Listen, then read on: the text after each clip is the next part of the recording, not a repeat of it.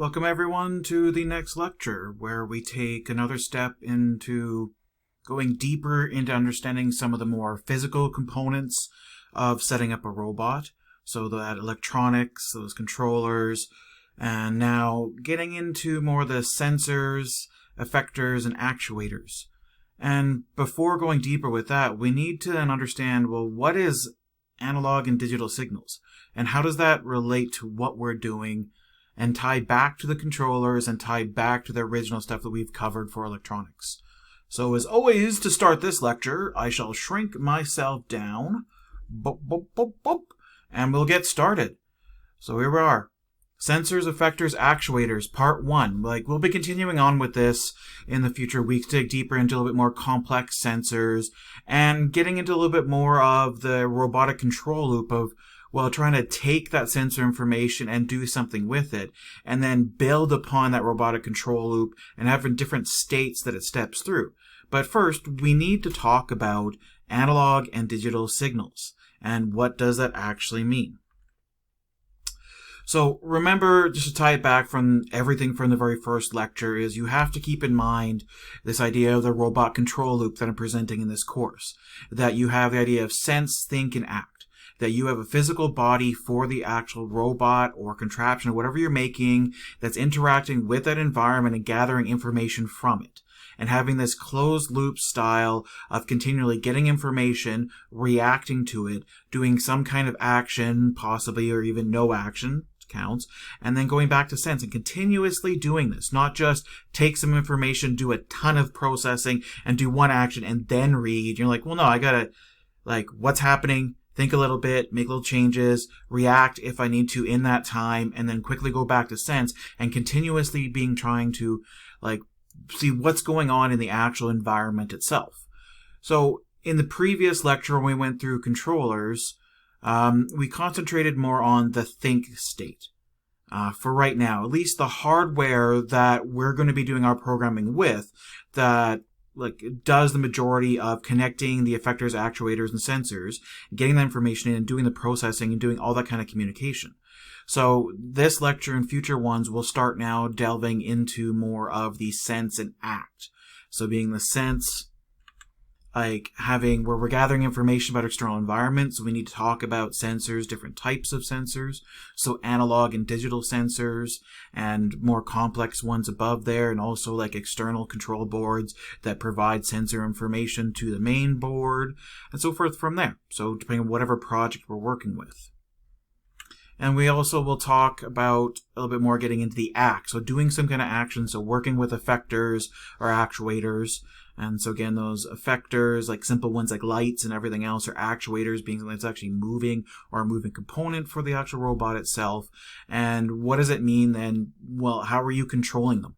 Is it through just a purely digital signal that you have to hook it up? Is it something that a mimicked analog signal with the stuff that we're working on? How does it connect and communicate? And even taking into account that we're working with physical components. So you can't just think of some random idea and then apply it to any controller. You're like, well, what constraints does our controller provide? What limited number of pins do we have? And then, well, how many pins does it take to hook up everything we want? And maybe we don't have enough pins, so we can't do what we need now. We may need a better controller, or we need to look for external controller boards that then connect back to the main one to handle some of the work for us. But you have that limitations of actually working with the physical environment. So again, being that sensors, effectors, and actuators, that being part of the 5 key components that I'm bringing up in this course for the body of a robot. Also dealing with power, which these sensors, effectors, and actuators will also be consuming. And we have to worry about how many we hook up and what power that's going to take and how does that affect the overall robot. With our sensors, we're gathering again information from that external environment, but we need to deal with, is that information coming in with what's called analog and digital? So this lecture will be answering that question, at least giving a first introduction or adding something on or a refresher depending upon your background with this topic. So seeing what is analog and digital, what does that mean for information, what does that mean for types of sensors, and what does that mean for hooking it up to the actual controller and working with them. And now the same thing for the actuators and effectors. that we have in a robot, well, how can they be connected and what does this mean? And especially with these notes, we'll delve deeper into with the Arduino Uno specifically. Like, what does that mean and what capabilities does it provide? And how do we start writing code to access this parts of the controller? So again, before going deeper into this, we need to talk about analog and digital, which is really summing it up is using the electricity that we talked about in the very beginning of using voltage, current, amperage. How do we then, like, in connecting conductive material and everything else from there, how do we deal with it transmitting information? So, like, information being like something that we understand that's digital. How does that get sent? And this is where analog and digital will come into play, which is, well, we can vary things like the voltage that's in there going from a low or high, and then having devices that can then detect those changes, and then based upon those changes can be interpreted back into pieces of information, like we understand binary. So to continue from this, we need to answer a term like, well, what is signals? Because we'll be talking about like analog and digital signals. And signals in electronics refers to like any time varying in voltage, current, or electric magnetic wave that carries information. And like this is very general. You're saying that like this is talking about wired components to also talking about with the electromagnetic spectrum is talking about your Bluetooth, your Wi-Fi, your RFID, like low frequency ranges to larger ranges like maybe 5 kilometers, but playing around with that spectrum and variations within that to then transmit information. Now, like we know that we can convert information to something that's digital, like binary of ones and zeros, but then that ones and zeros can also give us a way then to store information. And that's more the digital, or something else that's curved or waved or multi-varying. And this is what signals are. Saying that you are using something like the current that's wired, and you're maybe varying the voltage from one side and the other side's two components, one side that's trying to transmit the information, one side that's trying to receive it.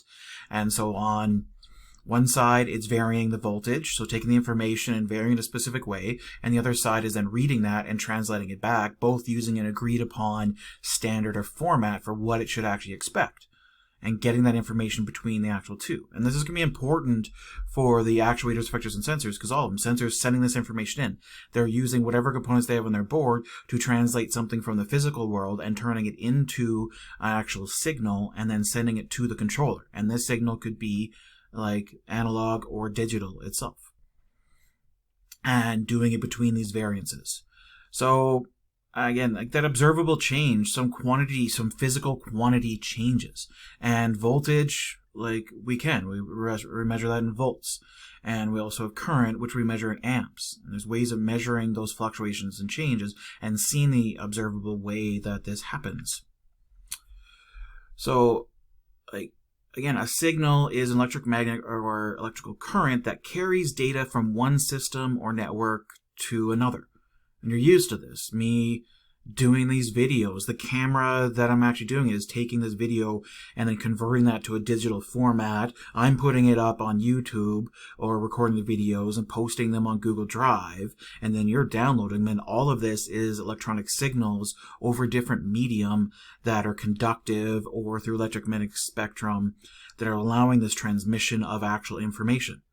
So again, it's awfully like a time-varying voltage that is also an electromagnetic wave. So being that it's over time that we're going up and down, so some kind of curve, or like high, low, high, low, high, low, high, low, as we continue through this.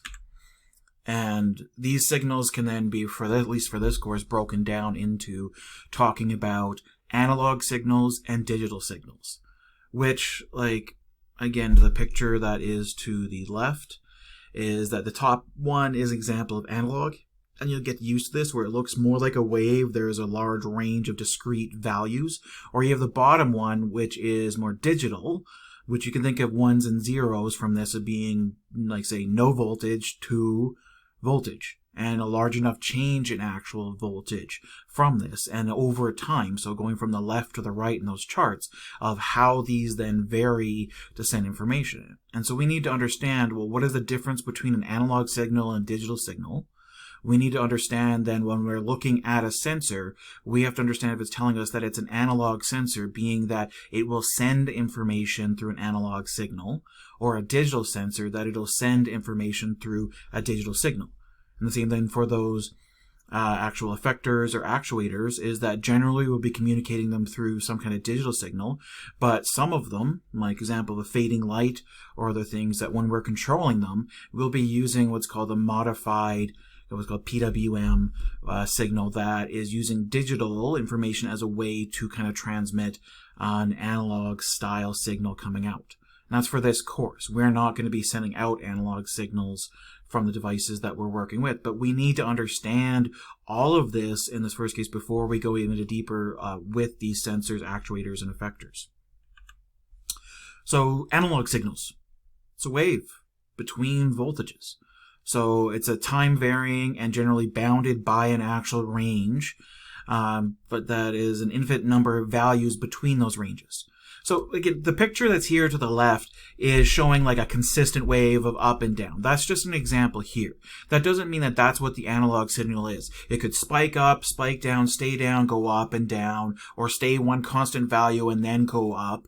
That doesn't matter. We get all these variations, and there'll be examples in the simulator video and the physical work video. But the fact is that it's bounded within a range of a positive and negative kind of voltage that we're working on, and values that you will get. So you have an upper and lower bound, and then you'll have an infinite number of rough values that go in between them. And that's a general analog signal.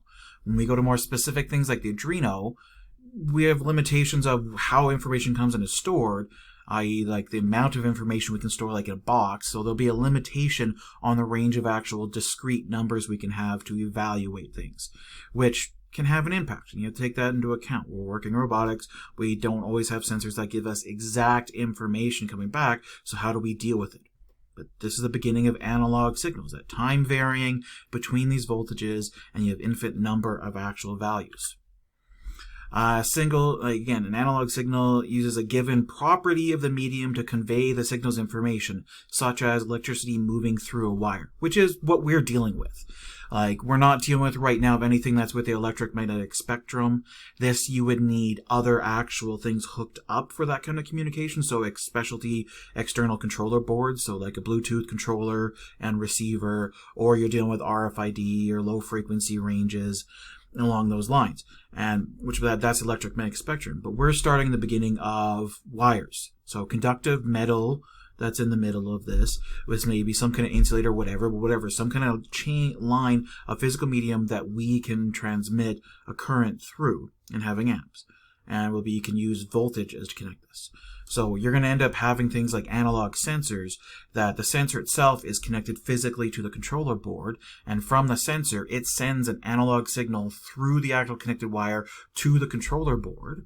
And you have to have specific connections on the controller board that can understand how to interpret that analog signal that's coming in and turn that into then a number that your controller can work with. So you have to understand what analog properties does your controller provide, and be aware of that and look that up beforehand. So in an electrical signal, the voltage, current, or frequency of the signal may vary to represent that information. And so calculated response. And so like this is again coming back to just repeating again a third time of the original information talking about, using that medium to convey it. And usually when it comes to analog, when this comes, especially we're looking more for coming in as like sensor information. We'll think about analog more that way. This could be things like light, sound, temperature, position, pressure, and other physical phenomenon that aren't described just through a quick change. Because like a button is button pressed, not pressed. That's a very simple input. There's not much difference between a state of pressed and not pressed, and leads it more towards what we'll talk about later about being more digital. In this case for light levels will vary drastically throughout the day, certain times, new lights come on, whatever else from here, or temperature in a day can vary, or from your locale. And so you have a range of discrete values, and so you'll find a lot more of things like these examples being analog sensors that you hook up and translate that information into something that you can understand.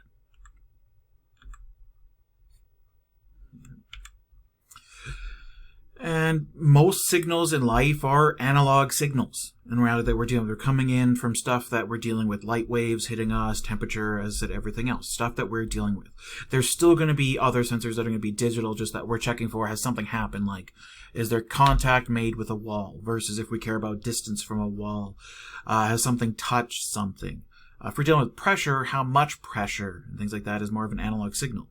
And so just to give another example and digging deeper into the temperature one, is that we're used to that. Like, how does temperature vary throughout in a day? And if it continuously changes of rising or going down or whatever, overall, let's say, example, Calgary in that left chart, if we're varying between -5 degrees Celsius to 23.2 degrees Celsius and down, having a curve that goes up, like, that's an analog signal. And having, like, sensor for that, understanding what does it mean for analog is important. And now when plotted, and generally this is again, when we're dealing with these, it's variations of the voltage itself. And so if we plot things out in a graph, doing it by the actual y-axis being amplitude, so how much actual voltage, and the x-axis being time as values come in, you'll get a graph like somewhat similar to the one to the left, like these varying peaks that go up and down from right here. And that's going to be the key part of that, and that discrete information. Now, a quick example of an electronics component that can be used for analog type signals and control. It's a very cheap one, plentiful, and not in the free Nova kits if you're using those, but there's other kits that have them, that you can use a photoresistor. So remember, resistor is some kind of medium that slows down the actual flow of electrons in the actual entire circuit that you're working with. And so a photoresistor basically reacts and changes resistance based upon the light. So the resistance of photoresistor decreases with an increase of light intensity. So if it's dark, there'll be more resistance, and the more light there is, there'll be less resistance throughout that. And so what this means is that in the circuit itself, the resistance will vary depending upon the actual light changes. So it could be consistent if there's just one overall light, but if a shadow or something blocks that original, like this photoresistor, well, then that's going to change things. And so below, you can see up above here is just an example of what one of them kind of looks like. The medium that detects this, and the two leads that go off that you can connect. And again, it's like other resistors, doesn't matter what direction you put it in, it just stops the flow. And below we have two symbols that are used to represent that on your schematic diagrams. So one way to use this, that we're not kind of like, we're not using a controller in between, but the fact that everything we do with the controller, you can just make circuitry itself that does that exact step. Is just not reprogrammable. But if we set up a basic circuit, again, of having, like, it's a closed circuit, we have a power source, we have an LED, and then we're using a photoresistor that's connected to the LED. And you remember right now is that, like, that resistance, when it's lower, means the light will be dimmer, and when the resistance, when there's more resistance, the light will be dimmer. When there's less resistance, the light will be brighter. And so if we made a circuit and then inserted the photoresistor in between, made sure that there was at least a key level that the LED won't, like, explode doing too much current that we have here, well, then with this circuit, if we have more light, we have a change or analog signal change in the actual LED itself. So in the simulator video, I will actually demo hooking up this circuit. But we could also then connect this as a very, very, very, very basic analog sensor into the actual ARDUINO itself, so our controller. That we'd have one circuit, like in this picture, for running the actual LED. So you can see that usual circuit that we're used to from right here of, like, power, everything else being, I don't know why that's actually really weird in this picture that they've connected these two. Either way, running the power that's coming in here, but they have the LED, they have the actual resistor, they have the one, a wire hooked up to control the power for that LED. Then on a separate circuit, they have information of the current running through this resistor, but then being plugged back into, we'll talk about later, is the analog pin, so that the ARDUINO can read the variation in the actual resistor itself and then decide what to do with that. And so it could just do away to the previous circuit of fading, but you could do whatever you want, because this is then the thing that's doing the hooked up is the sensing. We have the Arduino here as the thinking, and then we have this as an effector making a change in our environment, just emitting different light. And so we can have our overall robot, in that case, do whatever we want as we read that information. So now, Arduino and analog sensors and signals. So you have to understand when looking at the controllers, what do they provide? Again, so if you're going to go use a different controller, you should read up on, well, how does it handle analog signals? Can it read analog signals? How many? What range and what type of actual sensors, if they're analog, can be actually hooked up from this? Can it actually transmit analog signals? Is this a very specialty one that you're working with? It depends. But here we're just talking about the Arduino, and more specifically the Arduino Uno working with. And again, if you're looking at other ones, you have to check the specifics of that one. Even if it's the Nano, even if it's the Mega, or like whatever, like Adafruit ones and Feathers, you have to look up, well, what do they do that's slightly differently, and take that into account. So here, analog and Arduinos can read an analog signal from an input wire over certain pins. So i.e. your analog pins, and I'll have the picture of that coming up. So this isn't, you can't send out real analog signals. We'll be talking about variations of what you can do. So you can read them, and you can't do it on every pin. You can only do it on ones that are marked for analog pins, which is going to be really easy to figure out for Arduinos. For the data itself, you have a limited range of actual values. So remember reading that, what it will bound the values within. And so a basic value coming in will be between the range of 0 and 1023. So it's why this is it's basically being stored in 10 bits, so to the 10, but only positive values, so only have negative. You don't need, if you don't understand what it means, why 10 bits is important, it's not important for now.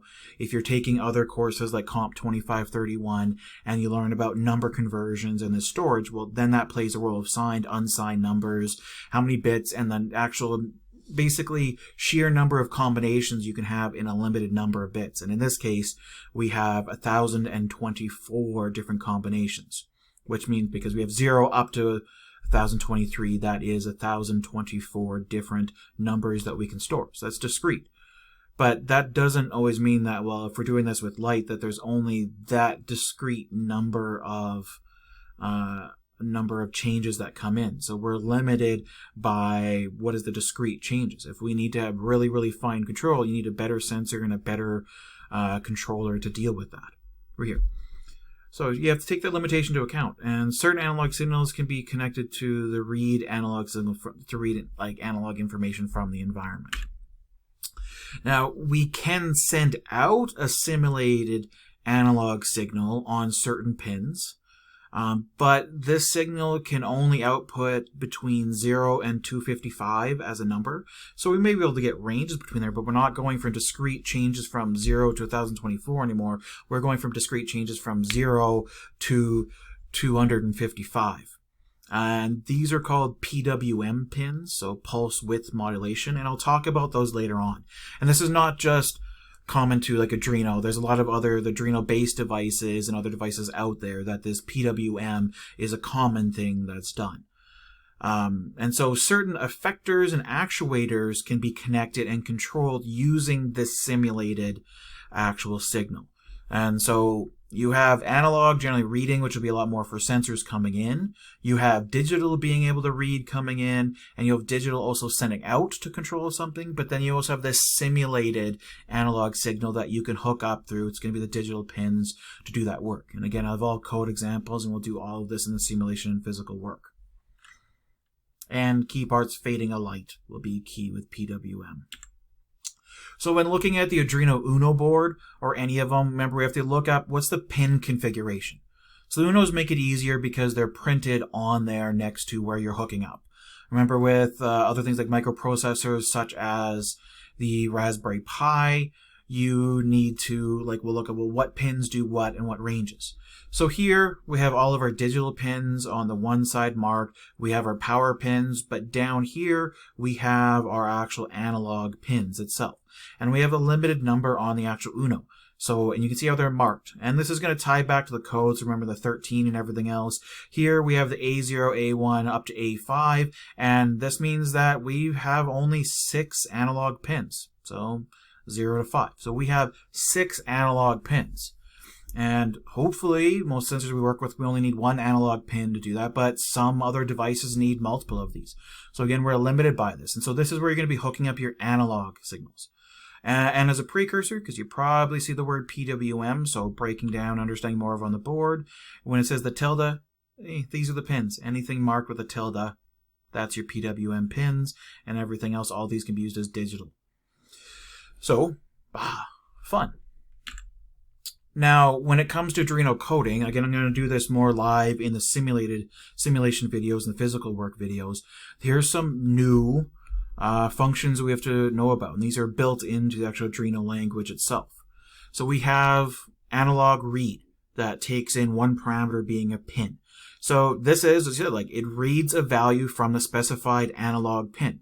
So when you're physically hooking things up, you'll hook up the analog sensor to that actual pin, and in the controller itself, when you want to read information from that sensor, you'll be calling analog read. Now, a very important thing about this is you can't think about this read being the same as a user typing something on a keyboard. Is like this analog read is like taking a sample of the analog signal at the time you call read. So your controller will be consistently getting an analog signal coming from that actual sensor, unless that sensor tells you that you have to tell it to give a signal. Most of them say like that photoresistor will be consistently sending an analog signal to the Arduino, but nothing is done with it until the analog read function is actually called. At the time of analog read, it takes a sample of the analog signal that's coming in at that time. So this is very important when it comes to later on, is that if you have a piece of code that's running for a minute, so in the thing, so even if you have a loop and it takes a minute to run that, and you've never called analog read again, you are missing all of the analog signals that are coming in within that minute, and nothing's happening with it. So if your project, that's okay for it, that's fine. But let's say this is something telling you distance, and it's a moving robot, and you need that distance to control that it reacts, not to run into something. And so if you're not getting that information quickly and just making small changes and going back to getting more of that information, you're going to have problems. So again, analog read. The parameter itself is the name of the analog input pin, so A0 to A5. You can put just 0 to 5. It is just an integer in the end, and these A0 to A5 is predefined constants. But I think it's just better to put, whenever you're talking about analog ones, just put the A0 so that your brain clicks in quickly and being, okay, I'm talking about the analog pin number, and not just say if I put 0 or if I put 5, and that could be pin 5 on the digital side. So from here, just to repeat, is that this function itself, once you're given the pin, it reads the value and it returns it back to you as an integer, and that integer will be a value between 0 and 1023 for basic analog sensors. For other ones that are hooked up in different ways, you have to look up what's going on in their data sheets and understand them. How do they send that information back? So here's some example code. So this code here is not a fully functional program. We don't have the setup that's done before. We don't have any setup function. We just have the call. Now, be aware is that before, when doing stuff in the previous videos, we've talked about you need to set the pins for input or output.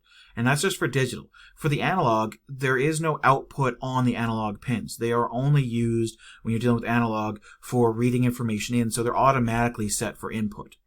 And so for here, when calling in the loop function, remember this is a loop function that continuously keeps running, is that this analog read is going to read a signal that's connected to pin A1 on the analog side and return back that current sample to you and store it into this variable here.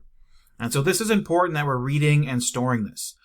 I'll probably do examples later on, but I've seen people where they've done checks with if statements to read from from checking the signal and then reading the value afterwards. Like, you need to read and store the sensor information, then work with it, not make multiple calls to this function, because this will be varying and changing every time as you get samples. So you're not going to get returned back the same value all the time. It may work in testing, it may not, because it's taking a sample of that wave. And so even between two calls, but you think, oh, it's just two function calls, not a lot.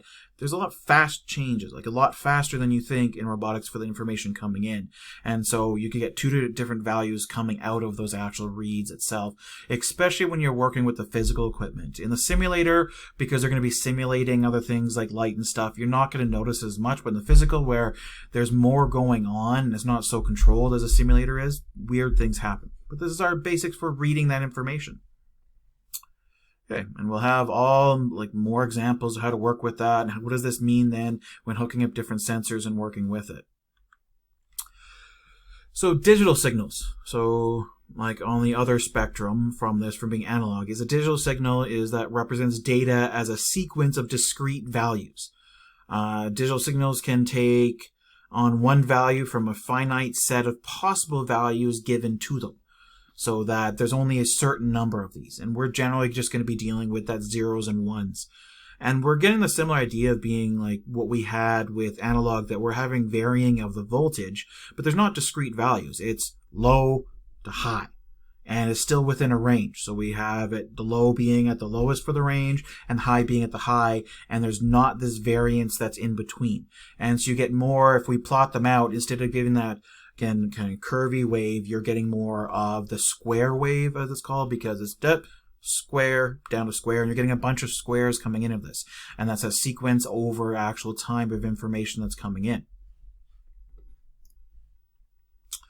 So digital signals, again, it's using that similar thing from like materials that we're working with in a voltage, current, or electromagnetic spectrum to send that actual information.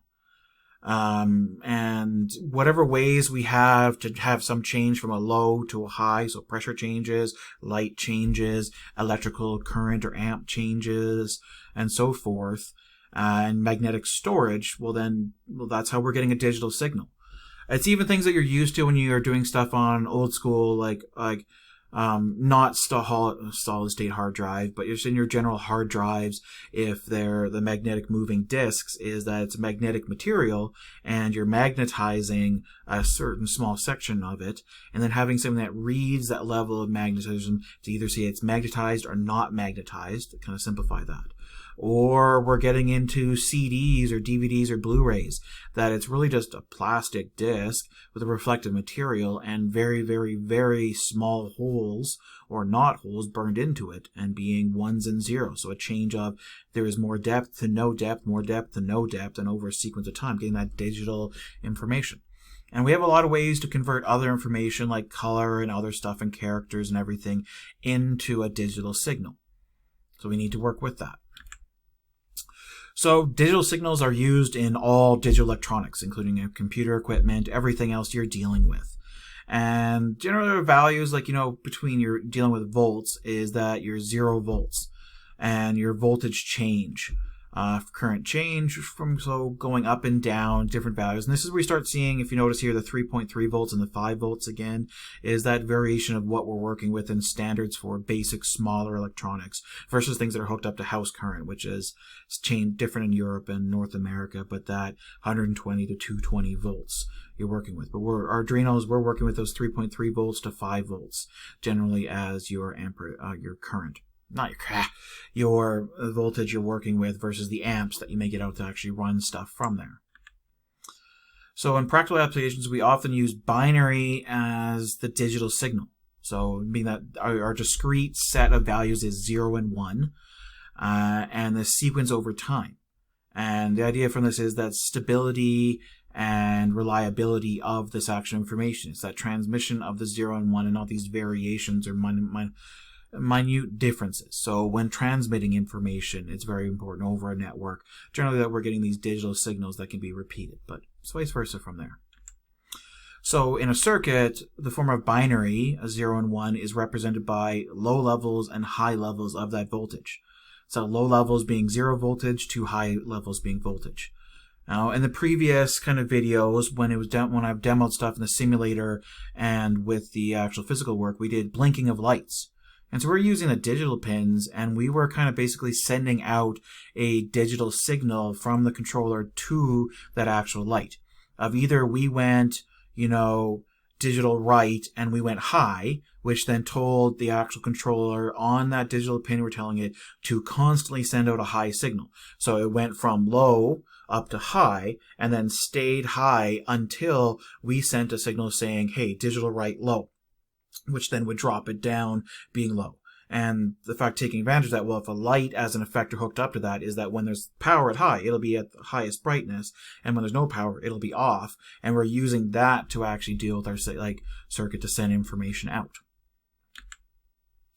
Now, Arduino and digital signals is that we can read a digital signal from an input wire or over any digital pin. So over all those digital pins or anything sped up special, we can read a digital signal. So what this means is that, well, it's hooked in and we can detect if there's been a change, like if it's set to that, okay, it's always been high, and then if there's been a drop, we can detect that, or if it's set to low, there's been a change from it going actually high. And so really you're just getting those changes as these inputs. And a very basic one that we can do is a button. A button is one, again, is basically creates an open circuit or has a closed circuit, and when pressed creates an open circuit, whatever type of button you're working with. But the fact is that button is cutting off the flow of electrons usually within a wire, and so either we press it and it completes the circuit and allows the flow from right here, or doesn't complete it. Or, opens it up, vice versa, whatever, all the different variations of buttons that you can have. But if we hook this to an Arduino on a digital pin, we can do periodic polling of that signal that's coming in and see, okay, do we have any voltage or not coming on it? So is it 0 or is it high? From whatever we set high, so 5 volts or 3.3 volts. And so we can read from that. And so when a button's pressed, we can hook up a small circuit that is just connecting a button to one of the actual pins, and then we can detect when that button's actually pressed. There's issues over time with that and debouncing and all that kind of stuff. So people holding it down for a long time or double pressing or that work and what it takes. Now, when reading these values, we're only going to be getting we don't have a range of values. We have 0 and 255. So in these 8 bits, and it's all positive. So you need to take that into account. We're not getting the 100 reading off of this. This is non-analog pins. We're getting 0 and 255. That's your range. Only 2 values from here. Normally, you'll be looking at this in the Arduino code, and it'll just be low and high as constants that are built in. Now, certain digital sensors can be connected to report changes from the environment and so forth in the button, just like I said. Now, compared to the analog signals where we have to kind of mimic sending the information, here we can actually write a digital signal out, and so that can either be high or low, and so we've done that with the LEDs. So quickly looking at the Arduino board again is that we have our digital pins all on this side, so we can use any of these digital pins and the ones we work for to actually send information out or to read information in, and we have to set that in the setup function telling what we're doing. Now, we also need to be careful and be aware that, well, there's sometimes extra things depending on the controller we're working with that certain pins that are marked to do. So we can see some down here that we have this TX and RX, which means transmitting stuff, is that these are 2 specialty ones that can be used for transmitting information if we're connecting other Arduinos together or other controllers and doing some kind of actual work. And some of these other ones, sometimes they provide different frequencies or different values you're working with. So you need to look up the spec sheet and dig deeper into that to understand, well, what extra tools beyond just this basic introduction I'm providing they give you. And that explains sometimes why certain sensors hooked up certain ways, because they're taking advantage of that kind of connection to the Arduino board itself. Now, next, this is a function that we have talked and shown about before, is the digital writing. So we can send information out from here. So that's the actual code. So this is the writing out here. So send information out is that you give it the pin and then the value you want to send it out. And really the value is only going to be high or low. So 0 or 255. That's it from right here. And it returns nothing. And so here is similar to what we've had for a blinking light and using a loop, that you're setting up the actual output mode for that pin. And even though you could read up on other websites that the Arduino itself defaults to certain settings for its pins, I do suggest is that whatever you want that pin to be, you always set it as output or input to make it very explicitly and not just go for the defaults. So here it's saying again that pin mode, so pin 13, it's going to be used for output, and pin 13 is one of the digital ones. The next is in the loop function. You can remember that this is continuously running, is that, okay, well, it's going to do digital write on pin 13 to high, so whatever's connected to that. So if it's an LED, it's just going to go high as a signal. It's going to delay for 1,000 milliseconds, which is 1 second. Then it's going to do another digital write and then send a low, and then a delay for another second, and then we hit the bottom of the loop, which is going to go back up and repeat all of this. And so this first line right here is your code, again, telling the controller is on pin 13, set the signal that's going out to high, and it'll always be high until there's a change. So when we're sitting here in this delay and nothing else is actually happening at this point, there is still a high signal being sent out on that actual pin itself until, again, we get down here to the right where we're getting a low signal that's being sent out. Digital read. Kind of easy to know what this one's going to do. It's going to read the signal and basically off that's coming in from that pin. So it reads the value and returns it back to you either as high or low. So now this is an integer and it's just going to be between 0 and 255, but you can use the constants high or low to compare and check what was the actual value that I got. Now, important thing from this, again, just like the analog read, is that the digital read is just taking a sample of the signal that's coming in from that pin at that time. So there's nothing like if you're not reading this and it goes from, it's at a high and then it goes low and then it goes back up to high. And so you did a read and then it went to low after you did the read and you did another read after it went low and came back up. Your controller will just think it's been high then high. Like there's no difference from right there, and it's missed that low. And so it's something that you kind of have to be aware of and take into account. And how often are you polling and getting sensor information, and does that matter? You can't just expect that every signal that's coming in is being buffered and held for you. So example code. So this one here using, again, more of a constant, setting the input 7, setting this for input now, and then doing a read in the loop. And so this one's not doing any functional work. It's just constantly going to read a sample coming in from the pin each time. So from in pin and stores it and does nothing else with it. But in the simulator code and everything else, we have more examples coming up. Okay. Digging a little bit deeper, we need to talk about the pulse width modulation. So now, this is going to be important more for, again, the effectors and actuators, and especially sometimes for the actuators. That PWM is a very effective method for using a digital signal to control analog circuitry. So there's something that's going to change so that like the circuitry you're connecting to will change or vary based upon the actual voltage that's coming into it. But the signal that's being sent out is a digital one. So it's a square wave of low, then high, then low, then high, then low, whatever from right here, and dealing with the variation of it.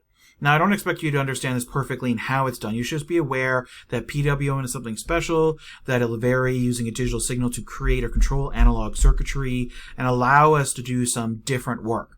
Because again, some different variations, things that require like your outputs for your effectors and actuators require a discrete range of values, not just high or low. So if we want blinky light, high, low's fine. If we want a light that fades, well, it needs a discrete different levels of actual current coming through it to change the actual lighting of it. So if we vary the voltage, we'll get variance of the actual current, and that light will go up and down. Or actuators that we'll come to later on, like say a servo, which is your board controlled to another controller board that is a moving little object, then you need to have a discrete range of values of how you send information to it and how does it move itself. So again, PWM technology uses digital pins to send certain frequencies of square waves, that is the output of high or low, simulated that analog. And as mentioned earlier in the video, is on the ARDUINOs and on a lot of other little controllers, they'll be easy to spot because they'll have a little tilde next to them. That's if they have space. If not, you need to look up the actual pin configuration for that controller and see, okay, is this a PWM pin? Or does my controller provide some extra things for you for controlling things analog directly? Not doing this simulation. Depends on the controllers, but the ones we're using, it's just PWM. So going back to Arduino, again, you'll see that the Arduino Uno makes it easier, says PWM is the tilde, and you can see that we have some of them here. Now, again, this doesn't mean that every digital pin is PWM. It's only these pins. So if you need to use something that requires a PWM like kind of signal going out from this, well then you need to pick one of these. And so if you use something that's purely digital signal, it's best in the beginning just to start using the ones that don't have PWM, leaving the rest of them open from there. Hook up your PWMs, and then anything, if you don't need any more of those pins, hook up everything else from there. But we have a certain number of them. And also to be aware, I'm not going deeper into this now, but if you want to look it up, there's stuff in the tutorial, you can find it online, is that for the UNO, certain PW pins provide different features for you, frequency and stuff you're working with. But for right now, for everyone else, we're just thinking, okay, well, if we need something, if it says we need a PWM pin, well, then we need to use one of those pins for that actual effector or actuator or so forth, whatever we're connecting up. Now, functions to deal with the PWM is now analog write. So we had analog read, which are read from the analog pins. Analog write, instead, you need to give it a pin, which is one of the digital pins, specifically the PWM pin that you have. So you have to look it up from the board again, specifically, oh, it's 11 that I've hooked to. Okay, then that's going to be 11. And then you'll be putting in a value. And this value here, when you're writing it out, can be between 0 and 255. And it returns nothing. So with the analog write, here again is that you're just telling it to set it to that. So if you go analog write and you go 255, it'll just always be high, and until you tell it to change, it won't change anything. It'll just keep sending out that same signal over time. So every kind of cycle, it'll just say, that's a signal, that's a signal, that's a signal, until your code has another analog write that changes that value, then it'll go down. So if you're constantly sending values, you'll get those waves going out, but if you're only sending one as it comes up, it's only going to stay at that one value as you go through everything. So this example here, this is one that if you hooked up an LED to this, to the PWM pin, is that we could see a change going from light to dark of the actual, of the LED, but not as perceptible because there's no delays. So here you can see it's pin 9. We have the setup that it means, okay, on pin 9, which you'd have to verify. Go back and you can see, oh, pin 9 is PWM from right here, so it's fine. So whatever's hooked up to that, we're using as output to write. I'm just setting up a simple for loop that starts at 0, goes up from 0 up to 255, including it, and increases the brightness by 1 every single time. So it's just slowly increasing that. Does an analog write and sends that signal. Now notice here, if you go to run this normally, there's no delay, so it's not going to be as perceptible of your eye. It's just going to happen so fast. But the idea here is it's going to go up and send the signal. So it's going to start in the very beginning. Usually these are always low, so it's going to go from low up to high, and then go low up to high, and low up to high. So it's going to go up and then drop, and go up and drop, and go up and drop. That's because we're not going from 0 to 255, 255 back down, where you get kind of a slow fade if you're going from up to downwards and so forth. But we'll play with this in the simulator as examples. Now, other useful functions from right here is the map function itself. This one, it doesn't tie into reading anything at all from the actual sensor, so no digital analog or PWM. This is just a useful function that's built in for allowing you to process and change information from one range to an actual another. And remember, always go look up on the Arduino website and the language, all the other tools and things you can actually use, and make sure that you understand them. Better than just going to Stack Overflow or other random sites and copying and pasting code and manipulating without really understanding what you're doing. So the map function itself, basically you give it a value and you give it its range, so what's the lowest and highest that this value should fall in between, and then the map function will do its best to try mapping it from another range, so from another low to another high. And this is useful that if I have one value that's supposed to be between this range and I want to translate it to another range automatically and not having me do it, and do it kind of in discrete values. And there's all variations of if it's going from a positive to a negative range or larger to smaller, so forth from there. So an example here is, let's say I just want to do a quick thing of just take the analog signal and automatically pump that over to the actual effector being a light, so that we're creating something as their light variances, the LED changes based upon that somehow. And now remember, when doing an analog read off that pin, it gives you a value. It's going to be a value between 0 to 1023. But if we want to take that input and send it automatically out over an analog write over that PWM pin, well, the analog write, you can only give it values between 0 and 255. So you need to convert this value, which, like, if it's a lower value in the range from 0 to 255, it'll work, but anything higher, it's just going to always end up like you'll give it a higher value here, but the analog write will just treat it as 255. So you won't see any of those discrete changes. So instead is here, in between here, we can do our actual little map, which is taking the value that we read, that we know it's going to be between 0 to 1023, and we're going to map it to its equivalent position if it's from 0 to 255. So again, if we think of a line from 0 to 1023 and we had a value here, the map function is going to try making, okay, well, if my low is 0 and 255, where is that point equivalently on this line that it would be kind of like the same proportions before and after from the low to it and from it to the high as you had in the other line, and give you that value. Doesn't mean it's going to be perfect, but it'll give you that value back, and here just store it as an integer as you work with an analog write. And so what we see from here is a very, very basic sense, think, act loop that's instantaneously reacting and polling continuously, because these are all microactions that won't take a lot of time to actually execute between the signals coming in. So we read it, that's our sense. Our think is to translate the actual value from right here and send it out, and our act is to actually change the actual output on that PWM pin. So again, if this was, say, a little buzzer, it'd be based upon the light levels, or if it's a light, it'll actually vary with that light level as well. And we can play around with these as well and do things like, well, if the light goes down, we want our LED to go on. So if there's more light, no light from our LED, and vary vice versa. We could play around with just changing a few values, say 255 here and 0, and have it map it in reversed. So if there's more light, it maps it opposite way, and then see what happens. So in the simulator and physical work, we'll do that. So we're coming along. I'll take a sip of water and slow myself down. It's another time to introduce another tool. And I want to introduce this now because when we start working later on, these are very useful tools to know that you can do, and also built into the IDE and built onto this. And this is the idea of serial communication. So this means from one component to another, or one device to another, you have communication of information through some kind of actual medium. And we've already been doing this. So, like, in the beginning, like, we know that computers use binary signals, so being zeros and ones. And we can organize these into a sequence of 8 what's called bits, so that 0 or 1, just one number of it is called a bit. We give it a sequence of 8, and we refer that to as a byte, so a chunk of actual memory, and we can have that stored. And there can also be a way that information is actually translated across a medium. So when we talk about serial communication, you want to think about serial being one at a time.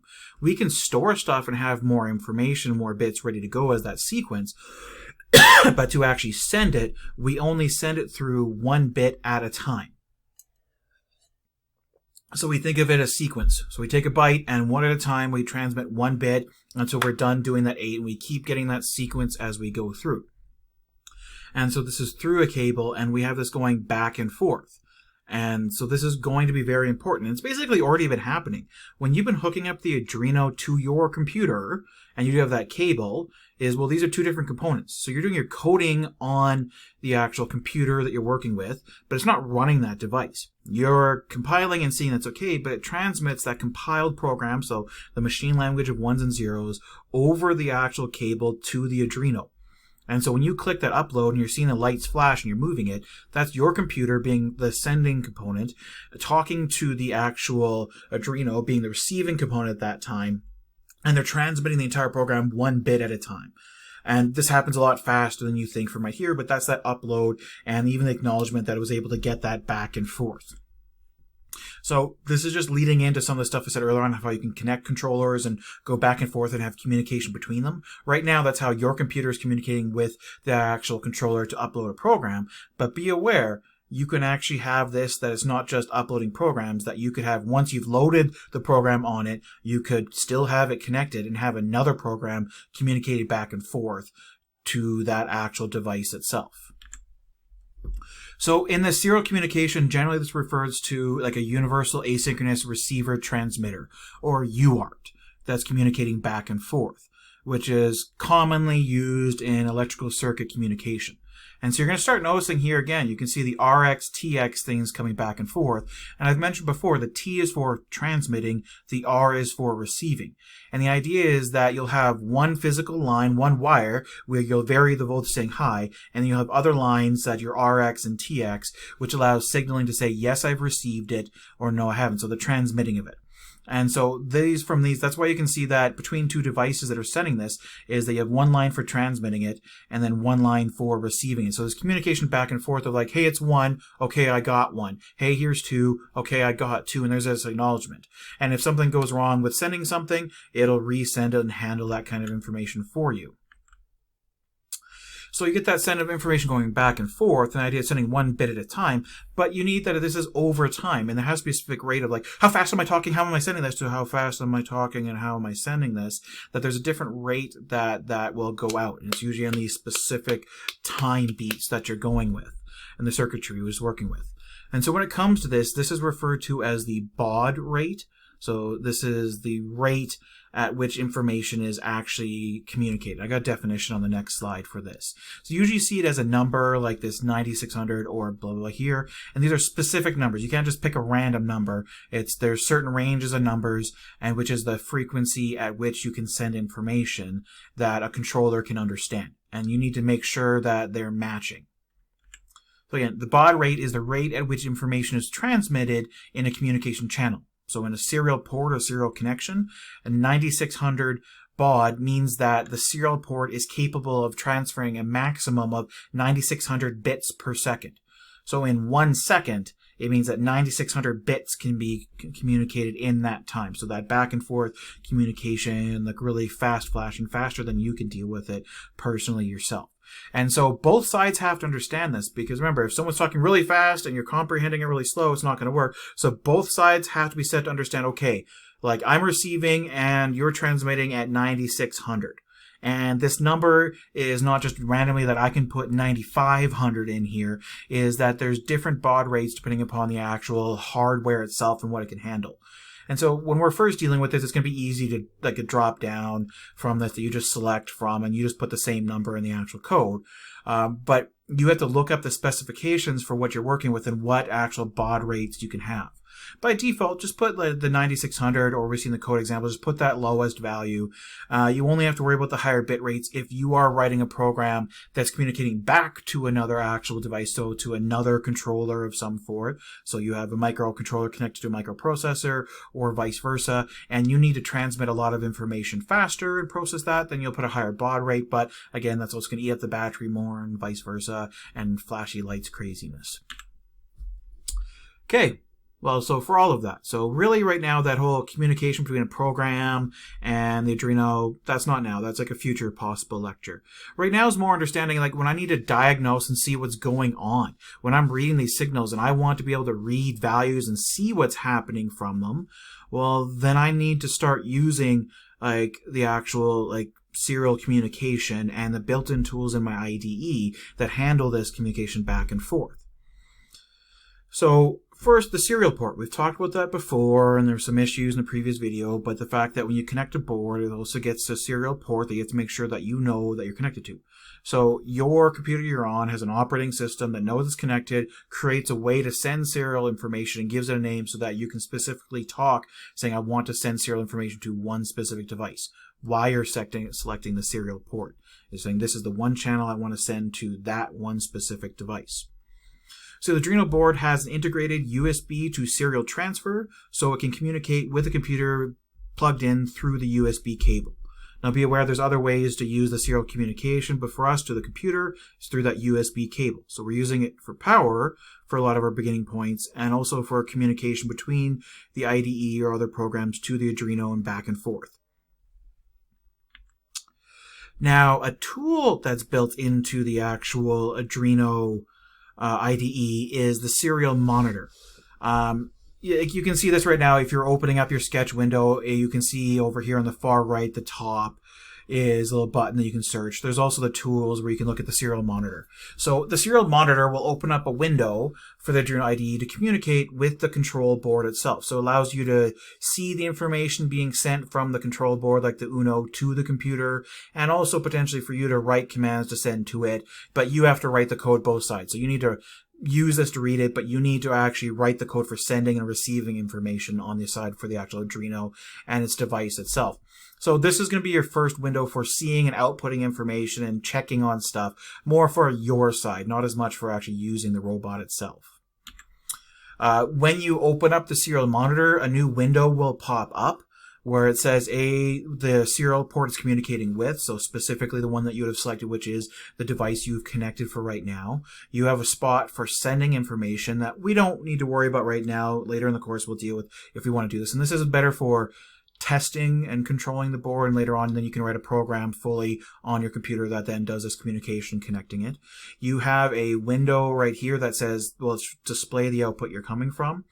You have little things here at the bottom, which I do select. Always make sure you have the auto scroll on so that as it goes down, it automatically scrolls and you're seeing what's happening if you have lots of output coming from the actual device. Controlling if there's no ending or line ending, and then finally you can see that baud rate. And so this is a way that you need to make sure the number that's selected here is the same rate that the Arduino will be sending stuff out. And there's an example coming up of how you do that. So this is the way that you can pick and make sure what values you can send for baud, but just that 9600, just start with that as a default value for here being, again, that 9600 bits per second that it can transmit. And so make sure that that's set up properly. Now, on your actual board itself, you need to write code, and so we have more functions. And so to begin with, we have serial.begin and speed. So this is one that you only need to call once in the very beginning. You are doing it in the setup function, and you're defining the actual communication rate, telling the control board, being your Arduino, what rate it's going to have to expect to receive and send information. So that's our 9600. So that bits per second. So you can see here in the setup, you have it as one of those lines, and you need to do this first before you do any other work with it. So I suggest if you're going to have serial communication, make it the very first line in your setup function and then have everything else you need to do after that. And then using it from here. Now, to be aware, if you want to look deeper into this, there is a lot more that this can be done. This is just going to be right now for us, as far as we're concerned, connecting with that USB and communicating, but you can have actual multiple different serial communications and making multiple different serial connections on your controller, and you can look that up for the UNO if you want, but we're just going to work with one. I'll work right here. Now, communicating and doing information is one if we just want to show stuff up and print things out so that we can see what's happening in the actual program and start doing work with it. And this is, again, the Arduino sending information back to the actual window and seeing what's going on. Then we can use serial.print. Before I go further with this, if you're used to doing stuff in Python, C++, or Java, please remember that this is a different language, and just because you're seeing print does not mean it's the same or works the same syntax and everything else as it was in Python or in Java. You can't just throw that in. Even if it compiles, you may have written something that is syntactically correct, but semantically for how it expects to work will not work properly. So just because it compiles doesn't mean it's okay. There's a lot more lower level data and things you're working with. And so with the print function, what it does is it takes a piece of information, and right now I'm not listing here as parameters, but it takes a whole bunch of, like, there's variations of the same function, so it's been overloaded a lot of times to deal with different data types. But it takes that type, turns it into ASCII being characters, and then takes those ASCIIs and characters and communicates that over that serial communication. And so, like most ASCII characters are 8 bits, so it's taking that byte, so 8 bits being 1 byte, and communicating that over for that one character and sending that as a sequence. The big thing about print, though, is that when you do whatever you do with it, at the end, it doesn't add a return or new line at the end. So it's just like as if you're building a line and it's on the exact same line. So if you want to output something, and this is an example you see here where we have the setup of the serial begin, we have a baud rate of 9600, and then we have this code here, which should output counter 34. and then leave that anything that's going to be printed is going to fall after it. So this comment here is just saying what's going to be outputted. So we have one here saying print with counter, then we have a hard-coded 3 and a hard-coded 4. Now, this is the big thing that's different, is that compared to Java, where normally you're used to, if you're doing the print to println, is you be counter the string and going plus, then 3, and formatting your output all in one line. You can't do that here. Strings do not work the same in the Arduino modified version of like C as they do in Java or in Python or so forth. And so if I wanted to print out a message, like so some string I have, and I want to print out numbers or I want to print out a variable, each one has to be an individual call to print. And that's if you're just trying to format all onto one line. So you need to do that. Now the other function is println, as you expect, same thing as print, but it means after whatever it prints, it then puts a new line at the end or a carriage return. So if you wanted to go down to the actual next line. So our same example here, but now I've just changed, instead of being the print 3, it's println. And so we should get instead is it's going counter, colon, it's then doing the 3, and then this adds a new line. So the next time we call a print, it's on the next line after this. So nothing big. So again, if you're printing out a bunch of information, separate them into multiple calls of print and println to start formatting what you want to actually do. Now, say another example is we want to print out a sequence of actual stuff. So if we have this code set up here, there is no pins or anything else. So when this starts up, there's no sensing or acting. Your program will continuously run and just send information back from the controller Arduino board to the connected computer itself. So if we set up a variable here that is global on top, it's set to 0 in the beginning. We begin the actual serial communication with a baud rate of 9600. And then in the loop, and you remember this loop is going to go all the way to the bottom and continuously keep going until it's redone. Until the power is cut or anything else giving a signal to shut down. So it's going to print out the word counter, stay on the same line, is then going to print out the contents of the counter variable. It's going to delay for half a second, so 500 milliseconds. Again, 1,000 milliseconds is 1 second. Then it's going to increment the counter by 1 and go back up. This delay is important here because you remember this Arduino is running way faster than you were dealing with, and even the communication of that information. And so instead of just seeing a sequence of numbers go crazy, you're going to see like a half a second of like 1, 2, 3, 4, 5, 6 coming out. So if we go back, and so if we've uploaded this program and the program's then constantly running, is then that your Arduino is then sending information back instantaneously to the connected computer. And if we're using the IDE is already set up, then you'll open up the monitor, and you've already got the common port set up because you've already transferred the code to it. So you open up the serial monitor and you'll start seeing the output. And if you're not, you want to make sure of no line anything. Is this set properly? And is your baud rate set properly? And you also want to make sure you have auto scroll set, and you'll just continuously see the output come onto here, just your text basic output. Yay! We're getting near the end of this. Now, serial communication, as I said, you can do the reading. Your Arduino can read information that's sent from the actual computer or whatever other controller device is connected to it. But I won't cover that now. You can look it up if you want. There's lots of tutorials on this. Go ahead. But like if I get a chance in the future, there'll be more videos that will cover how to do this. Because maybe that's something that you want to have in your project that you're trying to do. Now, one last tool, and we're done this before going on to the simulation and physical work videos. And this is the serial plotter. Now, the serial plotter is, like, I find it a very useful tool in the beginning, is the way to visualize signals that are coming in or work that you're dealing with. So it basically is a way that if you format your output through serial communication a specific way, the serial monitor will parse and read that information that comes in and will graph it out as a series of actual numbers over time from this. So you can see this is especially useful for analog signals if you're just trying to even visualize what's going on or trying to diagnose and trying to basically configure what you're doing. And we'll practice with seeing all these variations. So a very useful tool for debugging and analyzing stuff as you go in the very beginning. So it's built into the actual IDE. It'd be another window that pops up, and that, boom, you can see the same thing as the plotting. Now, to open this, same thing, like we're going to be writing code, uploading it, and then over the serial communications, communicating back to the IDE.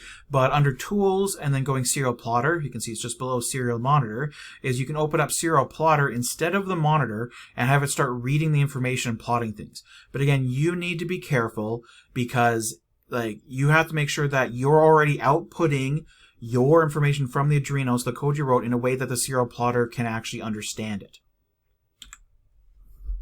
And so going through this, and like there's going to be a way that you can have it graph a single line. You can also have it graph multiple different lines as well. So if you have multiple different signals coming in and you want to show a graph of all the samples you're doing that you took all at the same time going down, well then you have a way to output this. So the very first way to graph a single line, same way, set up your serial begin, same baud rate in the beginning. But really all that you're doing is that when you're outputting stuff, it just has to be a number. Don't have any other ASCII or other values. Just take whatever number you want for value and output it on one line. And so you always have to have a value and a new line, value and new line. So this is where the println comes in. So if we wanted to say just visualize taking a sample from the actual input signal from an analog sensor continuously, we can read off of an analog pin, do a serial write, and have it called println and just write out the value. And right now this delay for here is just for a fraction of the second, because like if you don't, it's going to be tons of like values instantly changing all the time. It's nice to have a little bit of delay as you're actually going between the values, but it means that every 100 every 100 milliseconds, we are taking a sample of the analog signal that's coming in. So as you're going that sample through the analog wave, and we're just outputting that as individual values. And then the serial plotter is reading that sequence of numbers and plotting it to the actual screen itself. So that's how you would have gotten this one. This would have been like an example from this. And this graph will vary between like the time that you're seeing from right here to the actual ranges of value. So the graph will adjust. It'll try keeping it to a certain range, then it'll go higher. If your value goes higher, the graph will automatically adjust as you go through it. But you'll see from a sequence of time, and this leading edge here is always the actual current value, and these are the previous values of what came in. Now, if you want to have multiple lines, it just means that you want to have, if there's multiple lines you're going through the graph, is that for every point here, you have to have each data point for each line as you go out. And it matters in the order that you put them. So really here is that on one line, if you have, say, 3 different data values, so one value, then another value, then another value, that means that this is for graph line 1, graph line 2, graph line 3, and even the order of the colors that they actually give you. And what you have to do is you have to separate them by a tab or a specific number of actual characters. So this is where you can get that built-in kind of escape code of the /t for the tab. And the idea is that you do print and then do a variable. You'll then do a print and then just put in the actual escape character for your tab, print out your next variable, and keep doing each one of those. And then finally at the end, if you're at your last variable, whatever you want for numbers of them, you do a println, so it just moves down to the next line. So no extra tabs or anything at that point in time. So if you say have 3 different analog signals coming in, you'll have analog signal 1, analog signal 2, analog signal 3, and then a new line. And then you'll keep doing that again, and the serial plotter will plot that out as 3 different lines. So in this example here, just to make it more visualized, is that this is just a for loop that goes through different values of a sine wave. And you remember, if you do a sine wave, it just kind of gives you a constant curve between here. So this is just to help visualize this quickly. And this is just doing different, you can see this is the value of pi for right here, and it's giving different amplitude and frequency for your actual sine wave. So these are 3 different values, and it's printing out value 1, then a tab, value 2, then a tab, and a value 3. So sample and then outputting them, and doing that delay of each time. And so when you come to the actual graph, you'll start getting this. You can see here up in the order, it's going blue, red, green, yellow. So you'll know blue is the first value for a signal, then red is the next, then green is the next, and then yellow, that's not showing up here, it's probably off the charts, is the next one that you would have worked with. And so, you know, okay, well, we can see the plot and see everything that's happened, gives us a nice visual tool to work with. So that was a whirlwind, once again, of 1 hour and 17 minutes. So next we need to demo things in the actual simulator. So like let's play around with some different signals for the digital and analog and do some of that code. Play around with the PWM.